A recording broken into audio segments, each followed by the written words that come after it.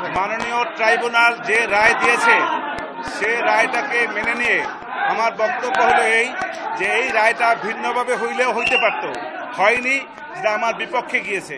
সেজন্য আমি ক্ষুব্ধ, আমি আমার ভিতরে কষ্ট লালন করতেছি।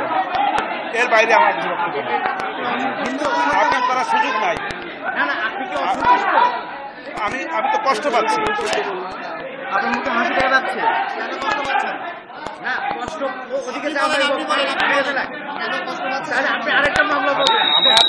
আমার এই জন্যই কষ্ট পাচ্ছি, আমার আসামির সাজা হয়েছে সর্বোচ্চ সাজা। আমার কষ্ট দেবে না, আমি কষ্ট পাচ্ছি।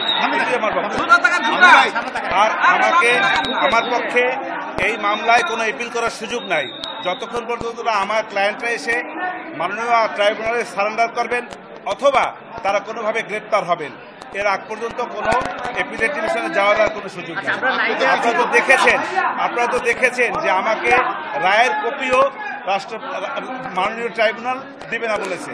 অতএব এই যে দিবে না সেটা আইনানুগ। আচ্ছা, অনেকে যারা জুলাই যোদ্ধা শহীদ এরা অনেকে বলছে যে তারা এই রায় সন্তুষ্ট না, তারা আপিল বিভাগে যাবে। আপনি তো একজন আইনজীবী, তারা কি আপিল বিভাগে এই রায় বিরুদ্ধে যেতে পারে?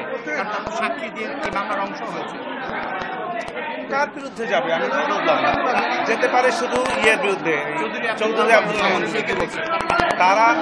তারা কি যেতে পারে?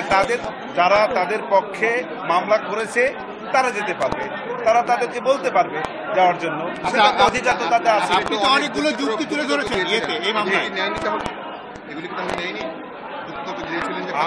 আমার যুক্তিতর্ক নেয়নি তা তো বলবো না, আমার যুক্তিতর্ক তো ওনারা নিয়েছেন, অনেক কিছু তো নিয়েছেন। নেওয়ার ফলে মাননীয় ট্রাইব্যুনালের কাছে মনে হয়েছে আমার যুক্তির চাইতে ওনাদের যুক্তি আরো বেশি স্ট্রং, সেটা মনে করে তারা সেইভাবে রায় দিয়েছেন।